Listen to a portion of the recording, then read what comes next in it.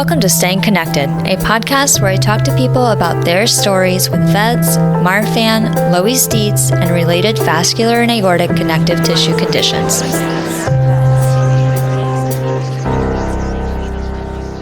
The views, information, and opinions in this podcast are those of the individuals involved, and the information presented does not constitute medical or other professional advice or services.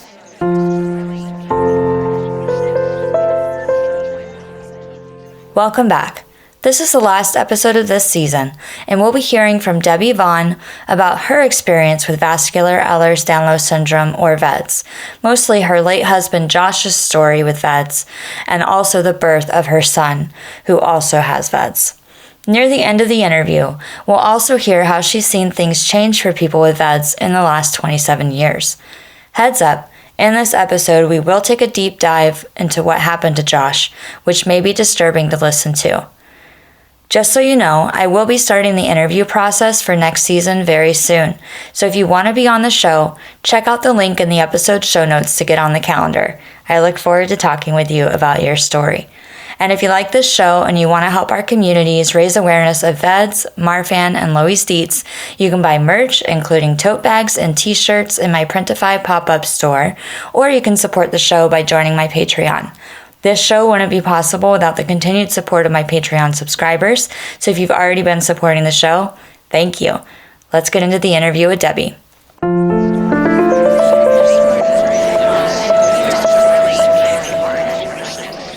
Hey, Debbie, thank you so much for joining me on the podcast to share your story and your late husband's story with Vascular Ehlers-Danlos syndrome. Do you want to introduce yourself for people who don't know you yet?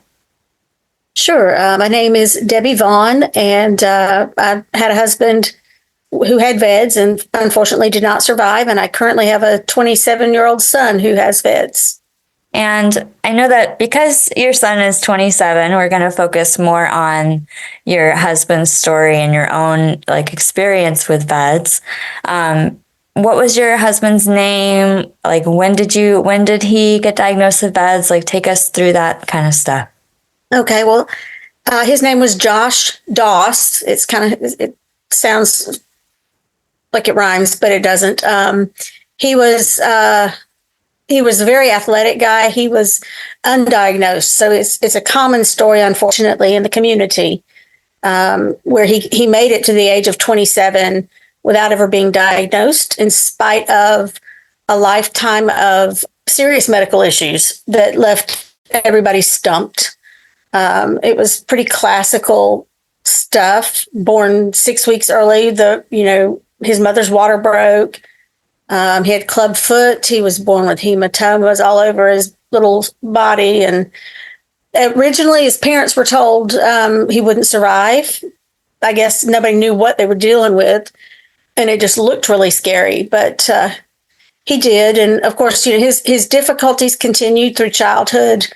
And he even at one point spent some time, I think, at Children's in Chicago. They lived outside of they lived in Illinois, and he'd spent a couple of weeks at Children's in Chicago trying to find out what was behind a lot of his issues. And the closest they ever came up with was some form of hemophilia.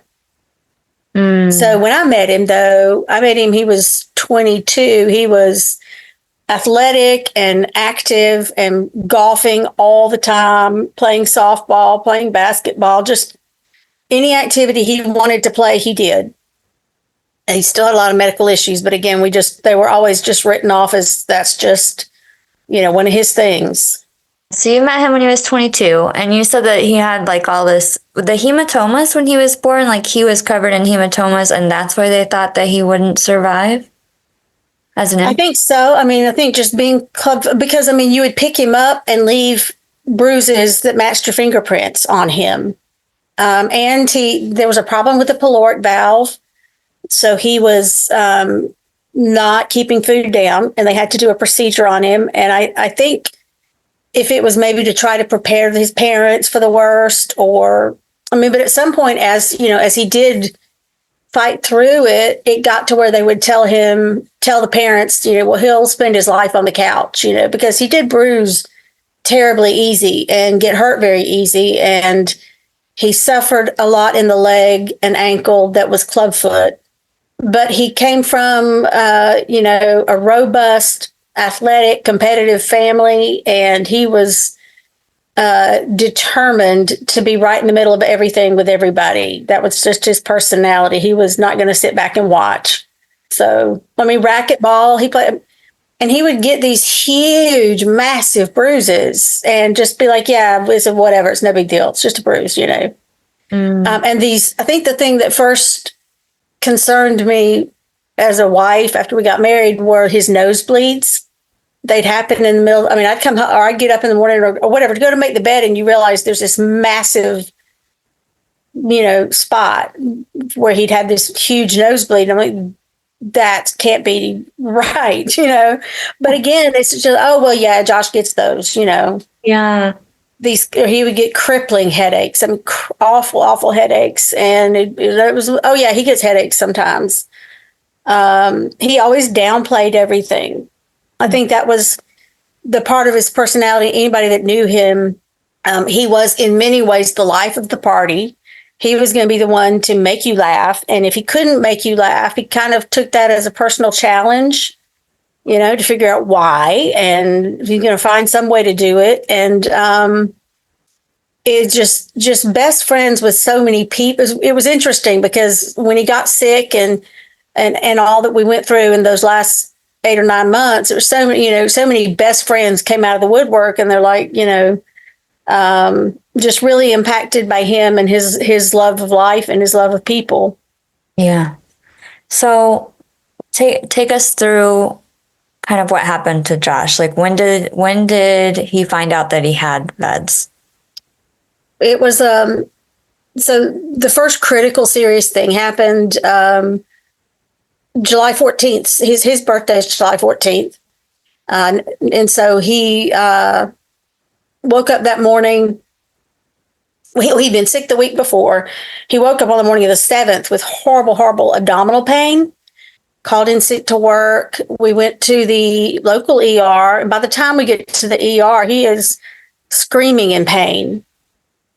But I think to the ER people, he looks like a healthy, active, suntan 26-year-old kid, so they don't treat him urgently. And I know a lot of people share that experience, but they didn't treat him very urgently that first time. And he spent a week basically in observation. They kept him because the only way they couldn't control his pain without IV. And so he spent 5 or 6 days in the hospital that week. And I think he did have a lot of bile and just random stuff, but they never got a cause for it. And so they let him go home on like a Friday. He played 36 holes of golf the very next day. Like a brilliant thing to do. But then by the following Monday, he wakes up again. This one was his birthday. Wakes up, says, I don't feel good. I'm going to call in. So he goes and he calls his boss and comes back and kind of plops down in the bed. And I reach over and I pat him on the back and realize he's very clammy and sweaty feeling. So I'm thinking he's got a fever. And I go get the thermometer, come back, and he's rolled onto his back. He's facing straight up at the ceiling. He's not moving. And his eyes are just, I guess you'd say, fixed and dilated, whatever. He was completely unresponsive, no movement at all. Started going into what looked like a little bit of a seizure. And so just out of complete ignorance, I called his mom. I didn't call the ambulance. This is what's so you don't expect at 28 and 26. We were 28 and 26. You don't expect to need an ambulance, So I call his mom. We're going to go back to the hospital, but I can't get him in the car. And she says, well, then call an ambulance, Debbie. So we call the ambulance and they get there. And as I'm like running in and out, trying to meet the ambulance and check on him, he's starting to kind of lose color and he's starting to turn kind of this grayish hue. And it registered, but it didn't register at the same time because you're just thinking this can't be happening. They get there. Of course, there's no pulse. They can't find a blood pressure. Take him to the ambulance anyway, put an oxygen mask on him. And as he starts to reoxygenate, he starts to come to enough to be able to cry out in pain.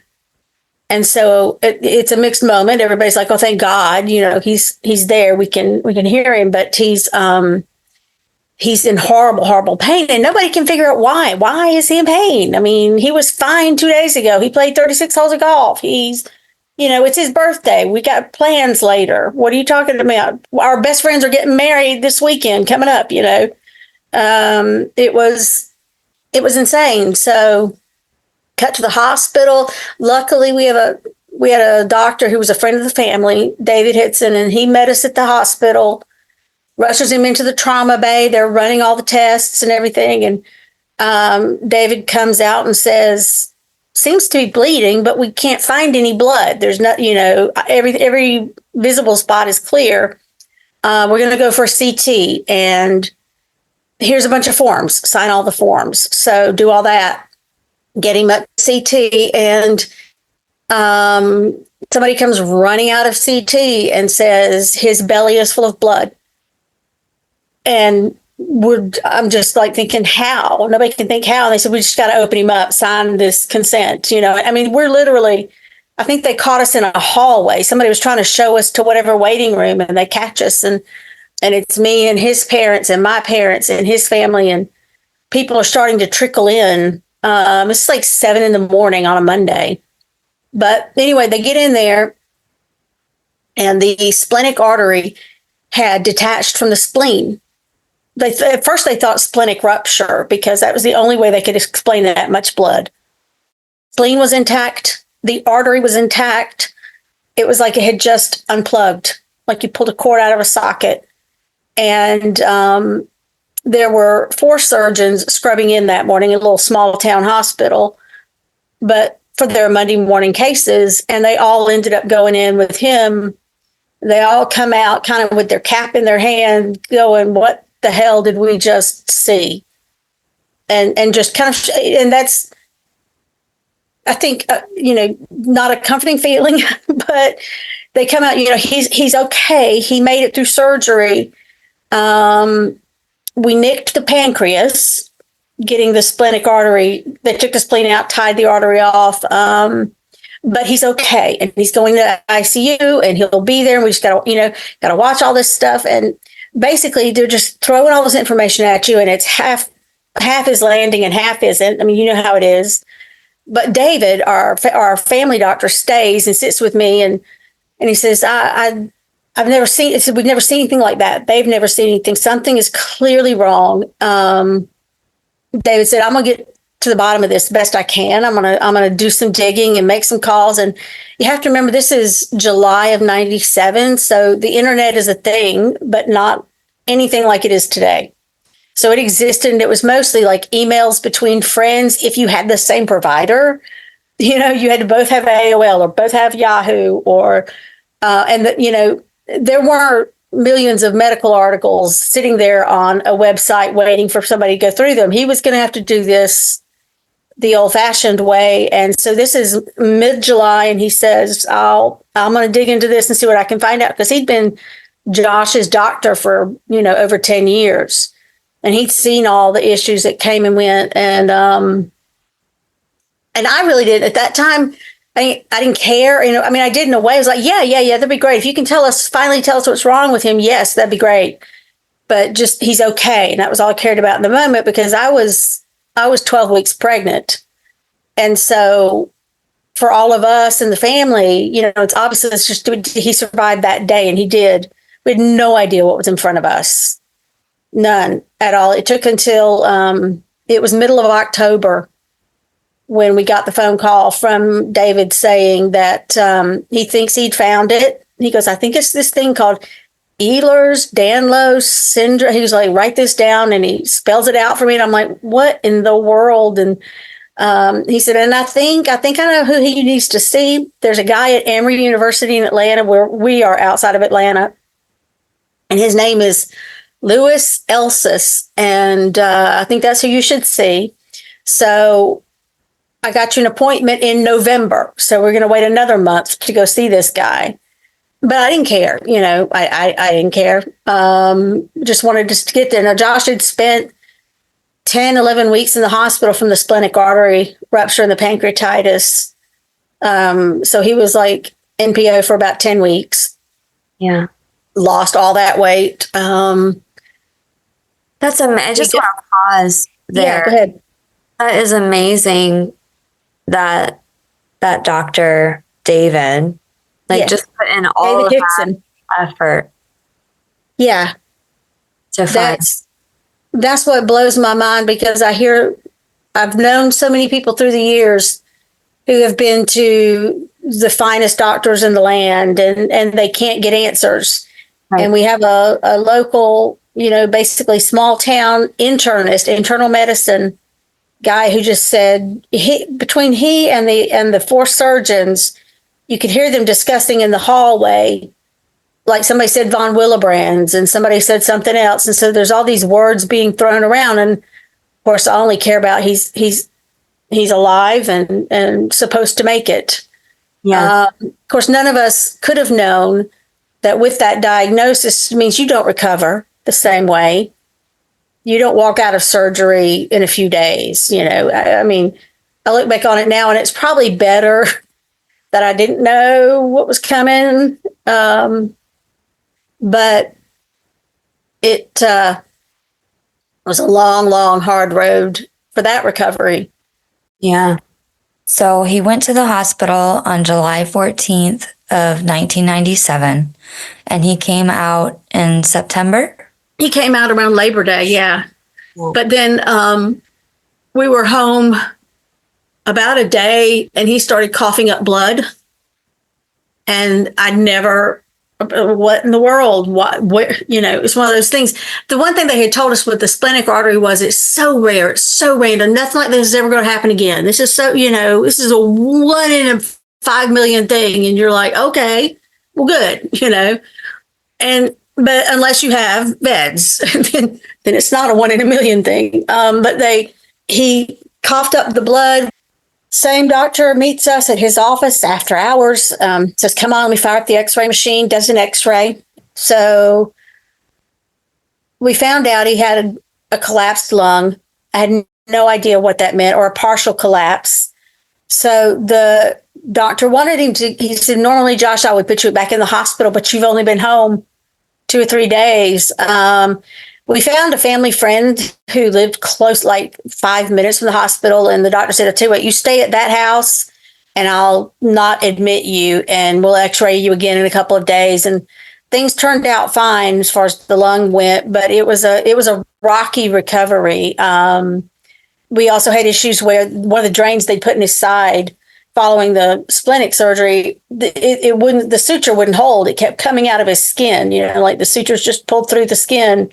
So every other day we were going back to the surgeon to get the drain resutured.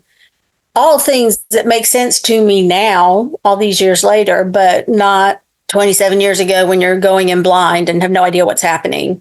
Right. So that coughing up blood episode was a pneumothorax? Yeah. Okay. It was about a 20% collapse. So he didn't do the tube. He said, let's just give it a couple days and see if it works itself out. And it did, thankfully.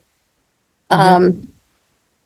So that was before David called you to tell you that he thought he knew what it was, right? Yeah. So we got the call in October. We got the actual appointment was November. We go up to Emory. We meet with Dr. Loeys-Dietz, Ehlsas. He was a wonderful, wonderful doctor and a wonderful man. He was actually doing research into Ehlers-Danlos at that time at the Emory Genetics Labs. So it was just beautiful luck that we found him. But he met with us for about an hour and a half, just doing a clinical exam, physical, taking a history, the most thorough doctor visit I had ever been to. Hearing everything that Josh had experienced in his life. We had, genetic charts and stuff, and give him the exam. Of course, he's got, I don't know what the score is on the Byers test for the hypermobility, but he's got all of that. He's got the long, thin fingers. He's got the eyes, the nose, the mouth, the ears, all of the physical things that hopefully doctors look for now. The club foot, the premature birth, it just all lined up. And he's kind of shaking his head. I can't believe you've never been diagnosed. He says probably the most severe case clinically that he had ever seen. He said, I feel pretty confident we can go ahead and diagnose you just based on the clinical exam, but we'll do the skin punch biopsy just to be sure. And that meant rescheduling the appointment or making a new appointment to come in and get the punch biopsy. And that was going to get sent off to a lab in Seattle ran by Peter Byers. And he said, well, we'll do that. We'll find out and we'll know something. And he explained it. And David had told me this on the phone too. He said, it's a lack of collagen. Their body doesn't make enough collagen. And I thought, oh, okay, well, give him some, just like, yeah, like, great. Where do we get it? I'm thinking like diabetes and insulin kind of a thing. And I even told friends and family, I was so excited. I was like, they might have figured it out. We finally figured it out. And he just needs collagen. And so, and the thing that Dr. Elsis was studying specifically was the effect of ascorbate or really high doses of vitamin C. And he'd been studying it in samples of type 6 Ehlers-Danlos, which I believe now is hypermobile. I have to double check me on that. But that might be. It's either, I think hypermobile is type 3, but I want to say that type 6 might be periodontal. But I'll look and I'll add it in the episode show notes. Yeah, well, and I'll try to send you a link to one of his papers too, because, but so what they were finding in type 6 was that the ascorbate was helping. It was increasing collagen production. It was increasing healthy collagen. And so what he didn't know was, would that translate over to type 4, which is all it was known as at the time. It wasn't called VEDS back then. It was just EDS type 4. So he wanted, he wanted Josh immediately on high doses of vitamin C, which we began. And in my mind, that's how I coped with everything, was like, oh, okay, good. We just need a lot of vitamin C and he'll be okay. He'll get this, he'll get strong again. And so we wrap up the doctor visit. He gives me like a brochure about EDS and something from the Ehlers-Danlos National Foundation and sends us on our way. And we make the appointment, we'll back in a week or so for the biopsy. But, I go home, and this was my very first encounter with the internet was going to the public library. And by this time I am 7 months pregnant. So I'm on the big side, and I go to the library and I'm like, I need to use the internet. And they take me in a room with a computer and fire it up and all this. And they said, just punch in what you want to look up. So I type it in, and basically, just this, it's the same stuff we know now, but just the one saying that type 4 is the only life-threatening form, and that most people live into their 4th or 5th decade, was I think how it was worded. And I remember thinking, I'm going to fall out of this chair, because that was the first time it hit me that no, people die from this. This is not, you don't just take vitamin C and get better. But I thought, okay, my son, who we knew it was a boy by this time, my son is going to probably lose his dad when he's a teenager, is how I processed that information and thought, all right, we've got time. He's only 27. It's going to suck later on, but we've got time.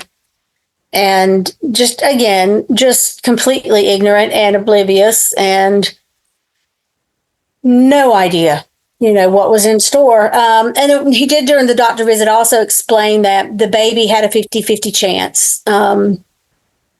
And that there was no need to do any kind of testing, no need to sample fluid, because, it's not like it was going to change anything. And there was nothing to do during the pregnancy. So other than, he said, just make sure your delivery team is aware of possibilities and you're at a hospital that can handle whatever. And so that's kind of how we left that visit, and we, went on our merry way. So you're 7 months pregnant and you're dealing with all of this information. I'm just wondering how you got through that period of time. I think by telling myself that, well, of course, we were very young, and you have this mentality that you're going to beat it, right? Sure, it's this rare disease, but there's just so little information out there in 97. I had one, maybe two brochures, and that was it. And doctors had never heard of it. It was just, it felt so much like landing on an alien planet in a way, like we are all alone here. But fine, this is what we're gonna beat this thing, right? And we're gonna do everything the doctor says, and we're gonna be fine. And we're, had a really good, strong support system with friends and family, and really thought, just really convinced we were going to come through it. I don't know if that's just youth or what, or form of denial. I mean, I look at it now and I think it's probably one of the stages of grieving is that, no, this can't be true kind of thing. But over time, living with him and just seeing that, his body wasn't getting stronger. He wasn't getting stronger. Because, as we now know, a lot of times when somebody gets into a very serious event, it just kind of snowballs for a little while. And I do remember this one conversation we had with Dr. Elsis, though, where I'd asked him at one point, shouldn't we get scans? And because he was explaining that he could have aneurysms all over himself. He could be full of aneurysms. And because I wanted a prognosis, I wanted to know in this particular moment with the geneticist, Josh was not in the room and the baby had been born. And I was just saying, I want to know what you think, And he said, I can't tell you. He said, I've seen people healthier than Josh die younger, and I've seen people worse than Josh live longer. He said, there's just no way to know. He said, his body could be full of aneurysms. Well, what are we going to do about it? We're not going to do anything about any of them. We can't operate. It's not safe. And that was very, very much the attitude in the 90s, for sure. And even the early 2000s was, don't touch it with a 10-foot pole. Don't go anywhere near it. If you have an emergency happen, you do what you can. You get in, you don't go in unless you have to. But I think that moment where he said his body could be full, he could be full of aneurysms and there's nothing we can do about it. And I just kind of froze thinking, I don't like that thought, right? I don't like thinking there's these little bombs inside him and I don't know they're there and he doesn't know they're there. Right. So that was after your son was born. Yeah. So what led to that was early December, first week of December, I think around the 7th or so, Josh starts having really, really bad abdominal and groin pain. Get to the emergency room. They run this. And thankful again to David, our local guy, he had pretty much informed the ER that if this kid shows up, you rush him through, kind of thing. So we got seen right away, got CTs right away, and they come out and they say, well, he's got bilateral iliac aneurysms. So both iliac arteries had aneurysms on them. And that must be what's causing his pain. But we don't have a vascular surgeon here, so we're sending y'all to Emory in Atlanta, and which I was fine with. I was like, great, yes, send us to Emory. And I'm still pregnant, not due until January, like the middle of January 13th or something like that. So you got to go up to Emory. They've got vascular surgeons, yada, yada. We get up there. And mom had gone with us to the ER. I sent her home. I'm like, hey, Mom, while you're there, go grab those letters from Dr. Elsis, these papers where they send you these summaries of your visit kind of thing. And I said, just so we'll have them when we get up there. And so she got them and she brought them up to Emory. And we get there and we meet, of course, whichever resident is on call at 10 o'clock at night on a Sunday night. And of course, they're not going to do anything right then because he wasn't. He was stable. He wasn't deteriorating at that moment. And so they're just going to assess him, have the attendings look at him in the morning and come up with a plan until I gave them those letters from Dr. Elsis. And then they looked it over and they So let me go make some phone calls. And they come back from the phone calls and they're like, well, we're going to move him to ICU. And so thankfully for that, they at least realized they need to take it a lot more seriously than they were. So they're prepping to move him. I go into the little hospital room bathroom, change clothes, and get ready to bed down on the little pull-out couch. And my water broke. Oh my goodness! In the hospital room with him, yeah. And so I stick my head out the bathroom door. I said, I think I need help. And doctor and nurse come rushing in, and turns out, though, that Emory University Hospital in Atlanta, the main campus, does not deliver babies. So this meant that I was going to get transferred, and he's on his way to ICU with these 2 aneurysms that they think they're going to go and operate on in the morning. Mm-hmm. By this time, we were lucky with our friends and family support. We had probably 15, 20 people up there by the time they got the word that my water had broken. And so his brother, one of his older brothers, is there, and he's running back and forth between me in the emergency room where I'm getting assessed and Josh up in ICU. And because they're putting me, I'm not having contractions. I'm not having any other signs of labor. It's just water broke. It's 6 weeks early. I knew immediately in my heart it meant that my son had it too.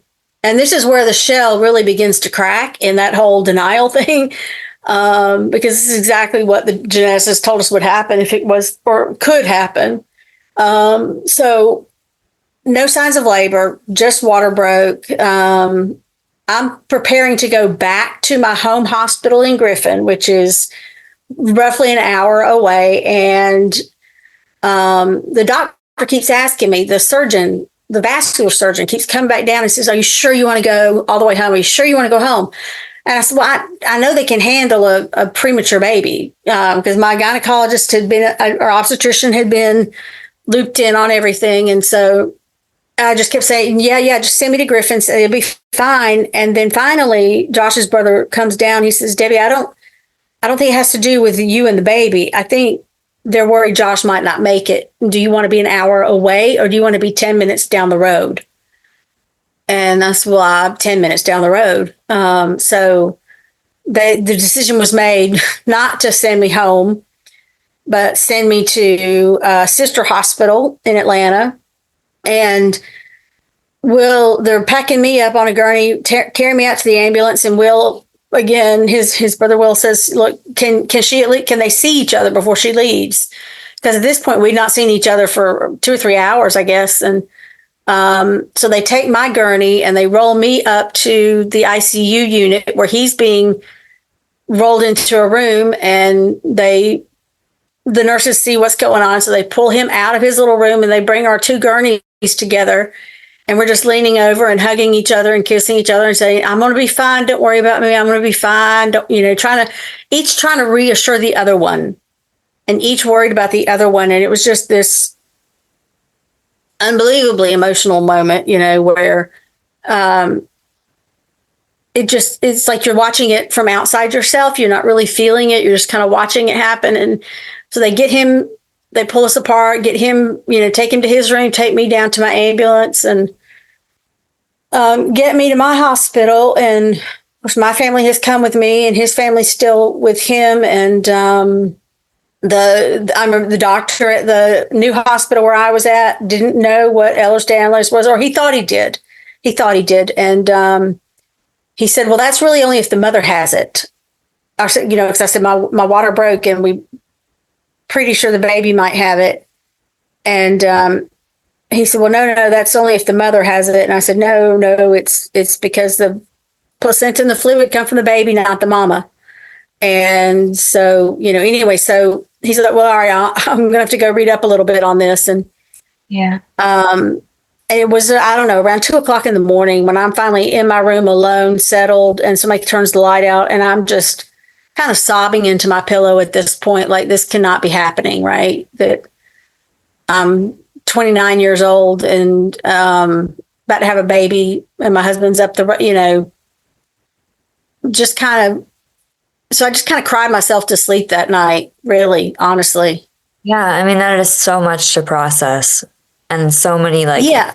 parts. And so it's such just like a devastating desperation. It's a horrible situation that you were in. Yeah. When was your son born? Well, they wanted me to wait a few days because they said his lungs needed more time. So they gave me steroids for about 3 or 4 days. And around the 10th, after about the third or fourth day, they said, we really think he's good enough and we're going to induce labor. So I went all day on a Pitocin drip, but no baby by the end of the night.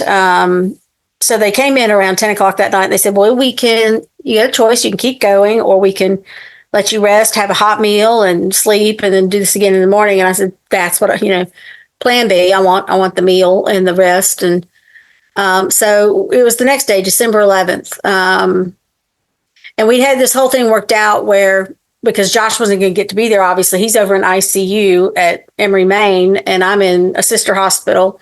So, and technology wasn't what it is, right? So we got a speakerphone put in his hospital room in Emory ICU, and one of his brothers was over there with him. And then we had a speakerphone and a video camera in my room with his mom wearing like a headset. And she was going to be the the play-by-play announcer of the birth and describe it to him as it was happening. Yeah. So he could hear everything that was happening. And then his sister Kate was there. She was running a video camera so he could watch the video and see everything after. Because the plan was pretty much go straight to him with the video once it's all over with. And so around, I don't know, labored most of the day. Around 10:40 or so that night, Karsten was born. He came out really good as far as lungs, screaming his head off, and not clubbed foot. That was, I think, one of Josh's biggest fears, was that he would be clubbed foot. He wasn't. He did not have hematomas on him. Just a very normal looking preemie.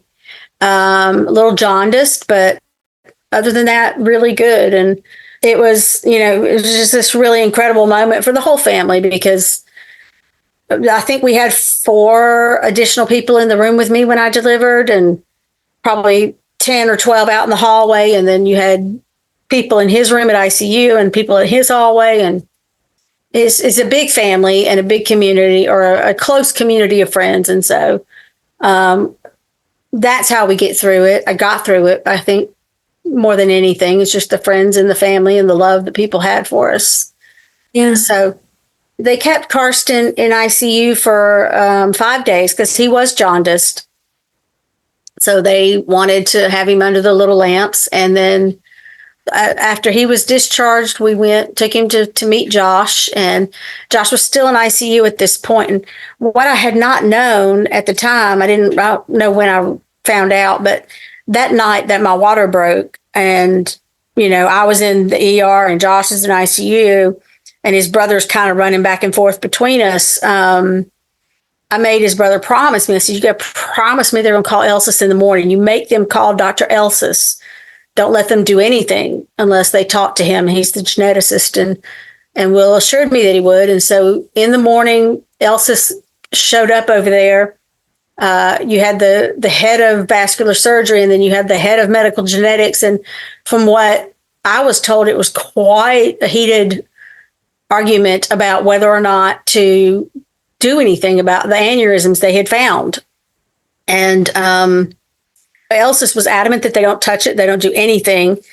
And I think because Elsis had spoken with the surgeons in Griffin and gotten a really good assessment of what Josh's tissues were like, which they had said, that he looked more like a 70-year-old than a 27-year-old internally when they'd done the splenic surgery in the summer. And so Dr. Elsis was convinced that surgery was too high of a risk. And if the aneurysms were stable, just leave him alone and get him on some pain medication. And that's the iliac aneurysms that they found. Yeah. And so they did. Oxy was the new hot drug at the time. So we went home with 2 or 3 bottles of Oxy and got home, I think, like the 23rd, a couple days before Christmas, because that was the thing. Josh really, really wanted to be home for Christmas, and I'm very thankful that we were. Went and stayed with his mom and dad at their house because it was just a lot with a newborn and him recovering, and it was just a really precious Christmas for all of us because we just at this point we're beginning to have it sink in, I think, and it again for everybody in different parts of the family, I think it was sinking in on different levels. I think for me, while I was pregnant, I was very mindful of this idea that I did not need to become overstressed, if you can imagine. But I had to stay calm. I could not freak out while I was pregnant. And so I didn't. I stayed incredibly calm and incredibly even. And I think just through sheer force of will, but that, I think came back to bite me later because when you go through a trauma and you don't process it in the moment, right? I think we call it PTSD now, and that's definitely what I dealt with later on. Yeah. Yeah. So you guys got to enjoy Christmas together, and you are kind of like processing all this information at this time, and he's at home. He still has these iliac aneurysms. He had a splenic rupture over a few months earlier. What happened next? Well, he's just still so frail. Eventually, after a week or so, we go back to our house, and I'm with him and the baby, and he's just not, I think it's just for me as a wife, he was not getting better. I wasn't seeing him feel better, feel stronger. And he was so good at hiding how he felt from everybody except me. And so I don't know how much of his family understood that he wasn't getting better. Everybody just, was thinking, oh, okay, good. He's going to get better now. Things are going to get better. And he wasn't. He was just still so weak and so frail. And he had another hospitalization at some point in there for more pain.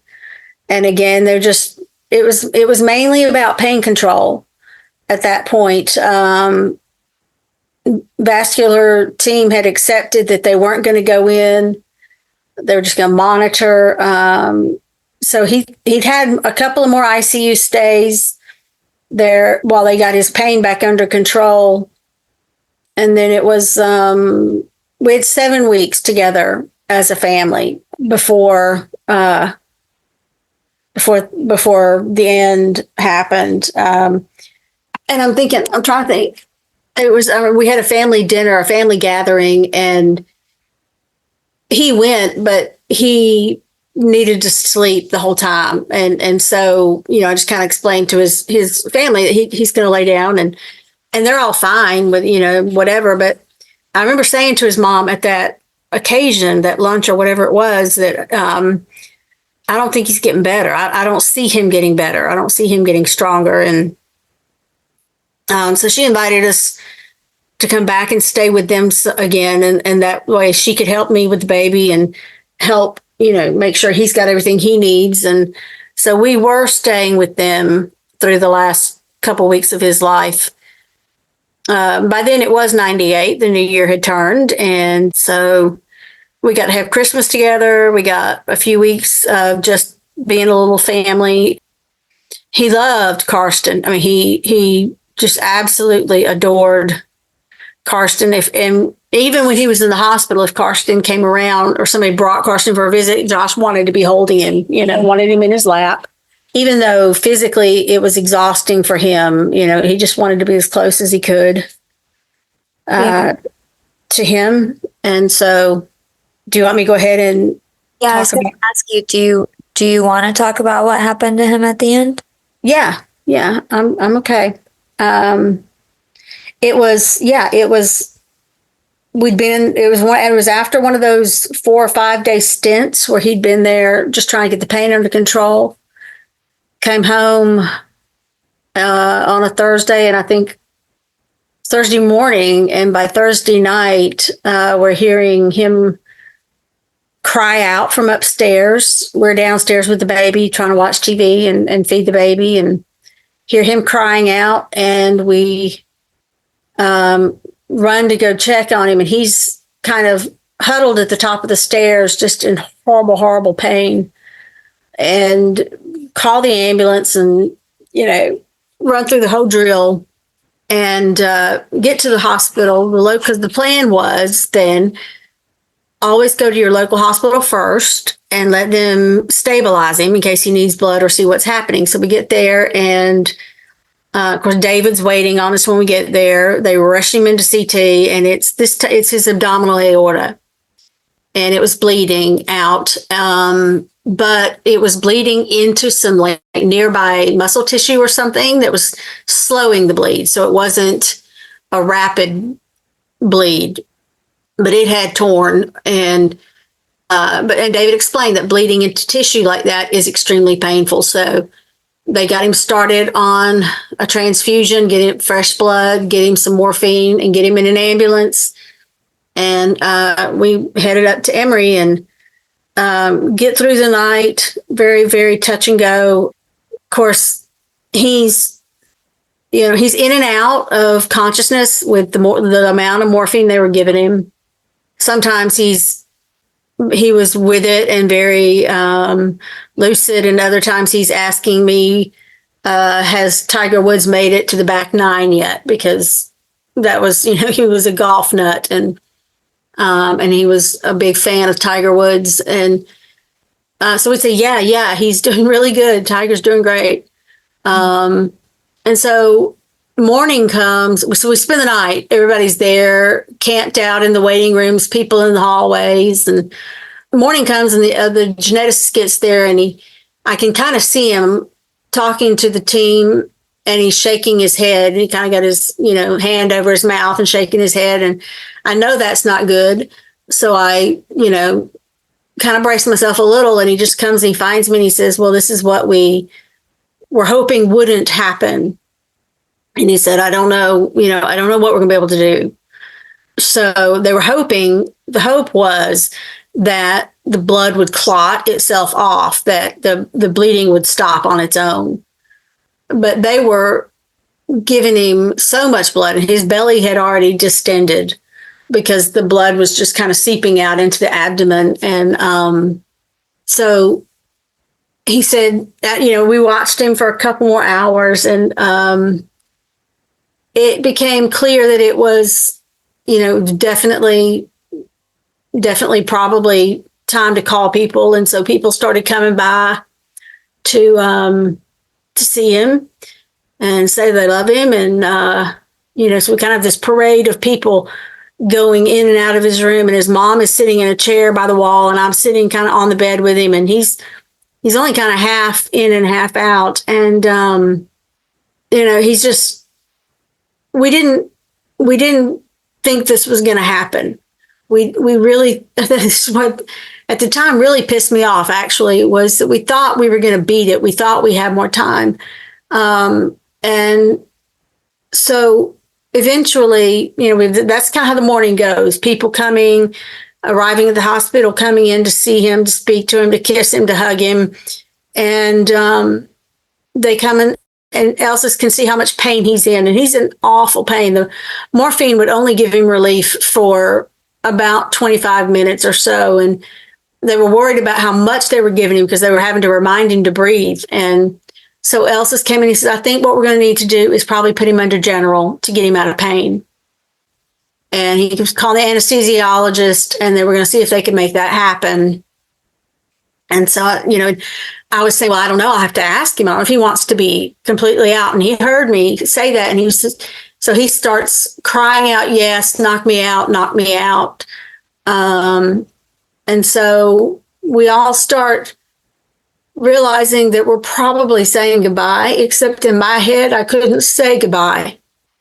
I just said, it's okay to go to sleep. That's what I told him. It's okay to close your eyes and go to sleep. And when you wake up, you won't be in pain anymore. Because I figured that wasn't lying, at least in my head, it's like I couldn't acknowledge what was going on. I couldn't say it out loud to him. That was the most I could say, was that it was okay to go to sleep. And so as we're waiting on the anesthesiologist, the surgical team comes running in and says, we got to go. He's whatever they were seeing on their numbers. And so they rush us out of the room and unplug his bed, and they're running him down the hallway and going in for surgery. And I'm thinking to myself he's going down the hall, he's kind of propped up on his elbows, like what's going on, what's happening. And looking at the back of his head going down the hallway and thinking, okay, I've got to, like, we got another surgery to get through. They show us where to wait. And thinking to myself, well, they can't tie off your abdominal aorta, which is what they'd done to the splenic artery, right? They tied it off, and because that was the only way sutures weren't going to hold, is what I'm getting at. So I'm thinking, is he going to lose a leg? Is he going to lose? Are they going to come to me with one of these decisions that I have to make? And I was kind of thinking of it that way, that they're going to come out and tell me he's on life support and I have to make a decision, or he's going to have to lose a limb or something. And within probably 30 minutes of running down the hallway, the doctor comes back. One of the doctors comes back, and I know that's a bad sign. And they, sit us down in the little private family room and just say, that they're very sorry, and that, everything they tried several different things, and it didn't work. And that basically the arteries just fell apart in their hands, is how they described it. And I had my sister, bless her heart, worked for a doctor. She had already hooked me up with a Valium that day. So I'd already had something to help me kind of not freak out. But in that moment, just thinking, I couldn't believe what I was hearing. But it was like all the emotion of the last 8 or 9 months, however long it had been, just came pouring out. And just this, overwhelming shock, overwhelming disbelief, anger. I mean, we were a very spiritual, committed family, and this was not supposed to happen, according to our little life story that we had cooked up for ourselves. And it just became, for me at that moment, I just decided I'm not holding anything in anymore. And I didn't. And I pretty well fell apart completely within, I don't know. I mean, after the funeral, I did fall. After the funeral, we're sitting at home, and I think we're going through sympathy cards, which I hate sympathy cards with a passion now, but we're going through cards, and I get this thing in the mail, and it's from the pediatrician, from Karsten's local pediatrician in Griffin. And so I'm like, all right, whatever. And I open it up, and it is a copy of the genetics results from Bayer's lab in Seattle. They had sent my son's tissue sample from his circumcision to Bayer's lab in Seattle. And so this letter was a copy of Bayer's results, which were that, yes, Karsten did have the identical mutation that his father had, and it spelled it out in very technical terms, but what it boiled down to was a 90% reduction, or only 10% of normal collagen produced. Yeah. And that's the moment where I really did fall apart, where I really did lose the ability to eat, and lose the ability to keep food down, and lost the ability to sleep. And again, thankful for family and friends who took care of me and took care of my baby for about 2 weeks while I got stabilized. And I wanted to check myself in somewhere, and our doctor said, why don't you just, go to the ER, let me get you some fluids, which I was dehydrated. They got me connected with a psychiatrist and a therapist. And so I spent the next really several months. I mean, 8-9 months at least, just trying to come back from that. The psychiatrist, I remember him sitting there, and I, was telling him the story, and he just said, you're going through PTSD. Because what had happened was it got to where I would hear my baby cry, and it would sound like Josh crying out in pain. It's like the two became the same in my brain, and the panic was there and the fear was there. And so it took a long time to come through that. But thankfully, again, friends, family, good drugs, good doctors, good therapists. Yeah. Got me through. And then feeling this need that I needed to fight like hell so that my son had a better chance. Mm-hmm. I'm so glad that you made it through that period of time, and that you both had a good support system, and that you got the psychiatry and therapeutic help that you really needed too. Yeah, no, I wouldn't have made it. I wouldn't have made it. Yeah.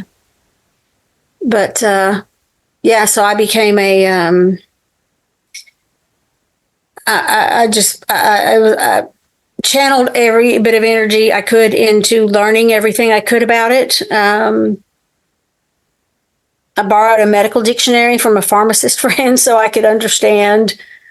David would help me get copies of articles because you had to have access to journals, I don't know, whatever. And I just wanted to read everything I could get my hands on. I wanted to understand everything. I wanted to understand genetics. And I'm sure that's probably a common feeling for a lot of people. And it's just, got to remember, there was no internet. You couldn't just Google this stuff back then. There was no social media. There was nothing. You were really completely alone. There was an Atlanta support group, and I did get connected with some of those people, and still am to this day in touch with some of them. Yeah. Let's talk about some of that some more. Yeah. Eventually, over time, as the internet grew, and you had things like Yahoo and Yahoo groups, and I found a group on Yahoo started by a woman in New York named Sue Ginley, who is amazing. I had met Sue at a conference in North Carolina, I think in 2002, and the only conference I've ever been to, and met her and her son there. And so I joined this group on Yahoo, and it was the biggest difference in the world to find people who understood. It was comforting in a way that you can't possibly. Well, yes, I guess anybody listening to this podcast will understand, because this is the world they live in. But just to have other people understand the fear, the similarity of symptoms, the uncertainty of what to do, and we became this really tight-knit group over time. It was weird because it wasn't like Facebook now, where you can instant message people, and I can post something now and have an answer in about 10 minutes from somebody. Wasn't quite to that point, but you get the most supportive, loving responses from people to all your questions. And that was the beginning of it. I'm just finding people and realizing that, okay, I know it says it's rare, but God, there's, here's 50 people in this group. And that was a lot for then, right? 50 people was a lot. And people from here in Georgia, people from New York, people from Baltimore, people from Washington, from California. And so there was this tight, really kind of like core group of us back to the late 90s, early 2000s that got to know each other. And when Facebook did finally come along, then wow, all of a sudden you've got pictures. And I remember seeing pictures of people and thinking, oh my God, they look like Josh, or hearing stories that were so similar, and just wanting to do something, having a child with this and feeling like, what it felt like was this monster killed my husband, and this monster was trying to come for my child. And so I'm going to do everything in my power to equip myself against it. And at that same conference, 2002, I didn't meet Kathy Bowen in person, but we met on the phone and by mail afterwards and started getting in touch with each other. And Kathy became a dear friend. Kathy had lost her son, David, I think the year before I lost Josh. And so we connected very deeply over just that shared grief and that shared experience of being undiagnosed, not knowing what you're going through. Hers, of course, being horrible with a child, and that being my greatest fear.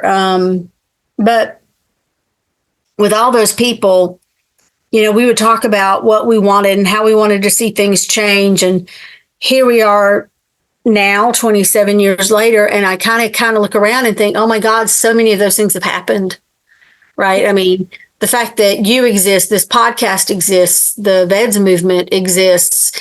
It used to be that VEDS was just EDS4 wrapped up in the EDS Foundation, and we were just one of 13 types. And, we didn't get any, for us, it just felt like there's this unbelievable urgency. We have to get, we've got to get to the bottom of what's going on with VEDS. And then I learned about Hal Dietz at Hopkins and his research, and he wants to start a mouse colony. So we all, kind of come together with this Facebook fundraiser, try to raise money to help them get this mouse colony started. And I'm pretty sure I know he's still using mice. I don't know how many are still from the original colony, or how that all turned out. I know the original drug that we were hoping for back then didn't turn out to have the same, it didn't turn out to have as much promise as we hoped. And I guess that's the other thing of 27 years of this now, is having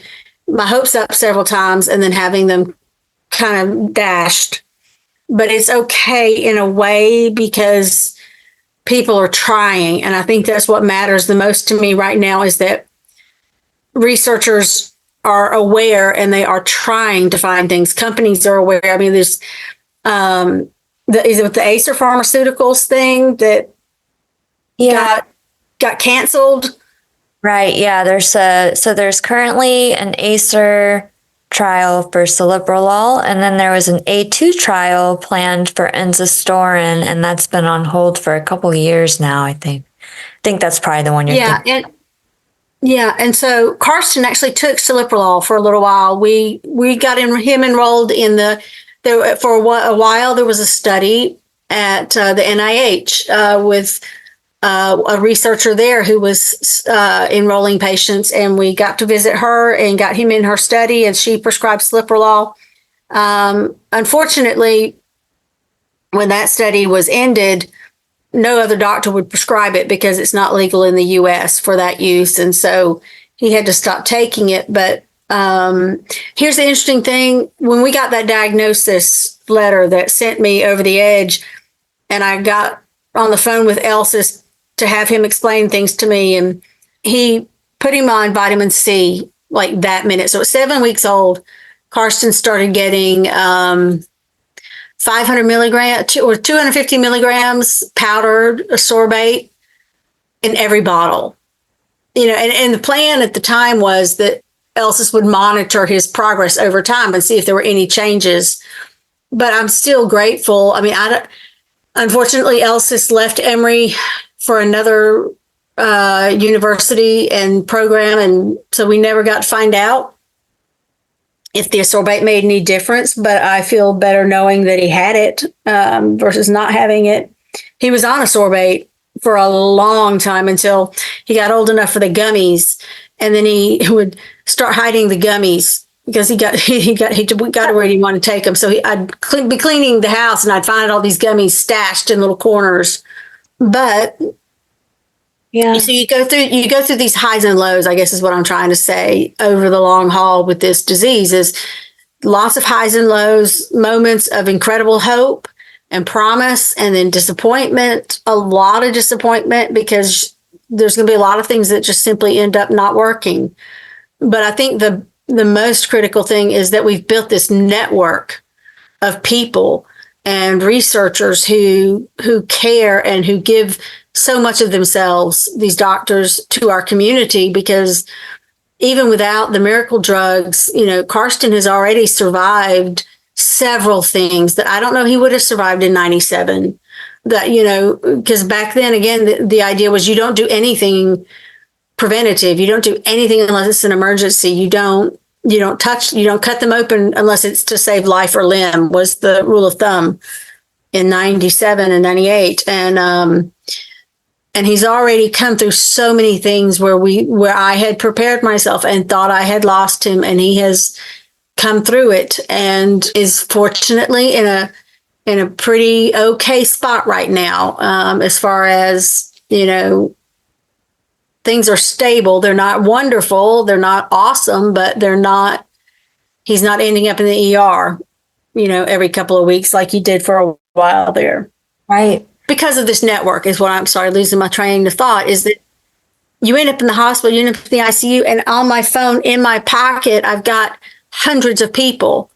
And I've got these amazing researchers from all across the country, the world even, who will make themselves available. And that's how we're getting through. That's how, I mean, while we're waiting on the miracle drugs and while we're waiting on all the research, we've got each other, and we've got these doctors who are determined to do what's in their power. And I'm hearing stories that blow my mind almost, you know, all the time from people surviving things. So that's such an important highlight, the change. You know, both the change in the landscape as far as support and network and doctors that are researching this and all of that, but also the change in how we care for people with VEDS and what we do when we find things, you know, the preventative measures and all of these things that I think have really, you know, as you're pointing out, are making a difference, have made a difference for your son, Karsten. Well, and for so many people online who have found something in a scan and doctors are able to plan proactively, because I think one thing that's become clearer over time is that if you can go into a procedure when your body is not in crisis, your chances of coming out and having a better recovery are much higher. I think if you end up having a surgery and your body's already in crisis, I just think the VEDS body handles crisis differently. Mm-hmm. And it's just harder to bounce back if you're already weakened. So I'm all on board with this. Be proactive. Get scanned, see what's happening, you know. Yeah. We're right about the end of our time here. Okay. You know, you've been through so much since VEDS was introduced to you in your life 27 years ago, or 28 years ago, maybe 27 and a half years ago. Somewhere in there. Yeah. What advice, I mean, you've just had so much experience. What advice do you have for somebody who's going through anything that you've been through?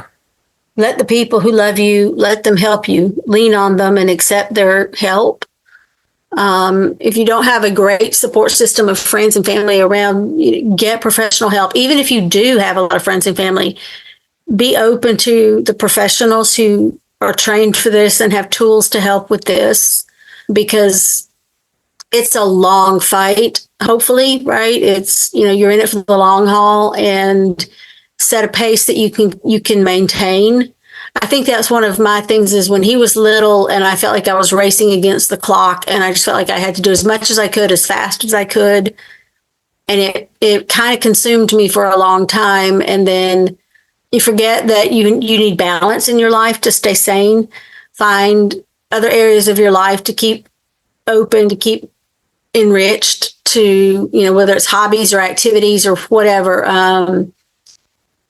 But find some balance, because too much of this and you won't be able to function for long.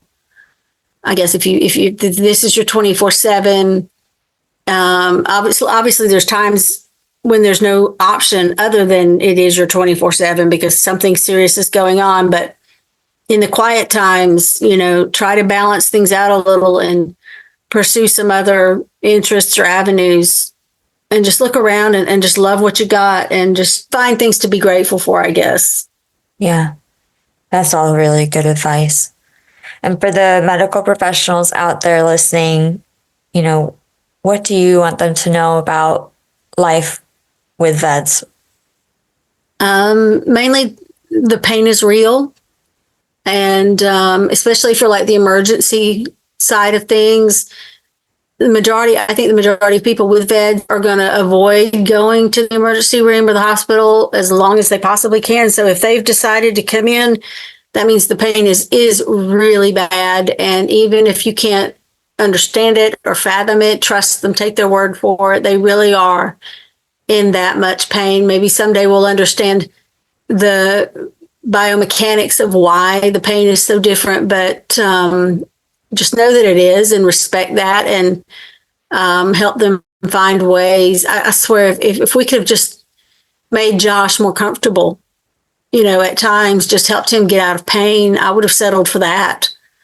But just that, and share with your colleagues the seriousness of it, the gravity of it, so that when you've got somebody, you're taking care of everybody on the team from your level all the way down to the respiratory therapists and the nurses. Everybody knows that what they're dealing with is unique, and just try to share your knowledge. And thank you so much for caring about our community. Thank you, Debbie. Is there anything else that you want to share about your story or Josh's story? I don't think so. He would never want to be thought of as sick. I know that he would want to be remembered as healthy and active and loving his life and loving his friends and laughing with his friends and family. And, I want to share his story just so people know that they're not alone, that, and I hope that they can see how far we've come. I hope that somebody, if somebody showed up with a ruptured splenic artery in an emergency room these days, that y'all would have a diagnosis in a matter of days or weeks, not months, and you would be connected with our community and plugged in right away, Yeah, I do hope that is what would happen. I think that it is happening more often, that people are getting connected really quickly. And I am so grateful for this incredible community that we have. You mentioned, some of the things that you think Josh would want to be remembered as, or things about him that he would want remembered. Mm-hmm. What were your favorite things about him? Oh God, his laugh, his smile, his absolute love of people. He worked for Delta Airlines, so he could fly free or standby. Originally fly free and then eventually fly standby. And he would fly absolutely anywhere for anybody at any moment of time that they needed him, or if he thought he could help. He just, he was such a lover of people and a lover of life, and just his laughter, his joy. Those are the things that I think of when I think of him. Thank you so much for sharing his story, and for, both like helping raise awareness of this, but also raising awareness of how different it was for him than it is now in a lot of ways. And for you and for Carson. And I'm just so appreciative of that kind of perspective. Well, sure. Thank you for what you do, and for this, and for putting all the people together and sharing the stories and all of it. It's my pleasure. It really is. Thank you so much, Debbie. I'm going to go ahead and stop the recording. All right. Thank you, Katie.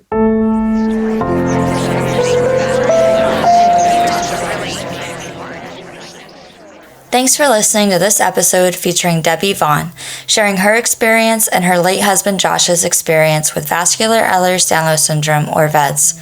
Staying Connected will be back in the late fall, and if you want to share your story in that season, there is a link in the episode show notes to get on the pre-interview calendar. The interview process for the next season is starting very soon. If you're ready to meet others, get involved, or need support, there are also links for you in the episode show notes, as well as information on research studies for people with VEDS, Marfan, and Loeys-Dietz, including those with a variant of unknown significance, or VUS. And if you like this show, be sure to share it on social media or give it a rating or review. You can also support the production of this podcast by joining my Patreon or by buying merch. As always, my top tier patrons are listed in the episode show notes. All right, that's it for this season. So I'll see you soon.